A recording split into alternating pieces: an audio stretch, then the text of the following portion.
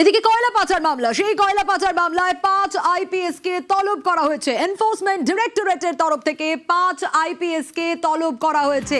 এই 5 আইপিএস কারা কারা 2020 কয়লা পাচার মামলায় 5 আইপিএস কে তলব করলো ইডি, কবে তলব করা হয়েছে, কাদের কাদের তলব করা হয়েছে, কি কি আপডেট পাওয়া যাচ্ছে, এই বিষয়ে আরো ডিটেইল জানবো অমিতের কাছ থেকে। অমিত, 15 জুনের পর থেকে রাজ্যের 5 জন আইপিএস কর্তাকে পুরনো যে কয়লার মামলা, 2020 সালে যে কয়লার মামলার তদন্ত শুরু করেছিল ইডি, সেই মামলাতে 5 জন আইপিএস কে তলব করা হয়েছে ইডির তরফে।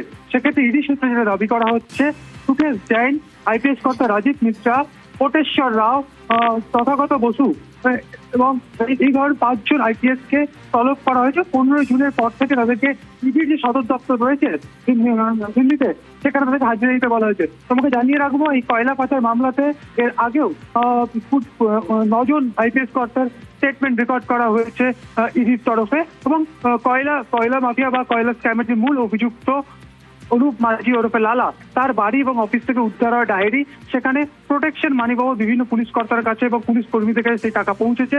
এই সমস্ত তথ্য প্রমাণ কিন্তু হাতে পেয়েছে ইডি কর্তারা।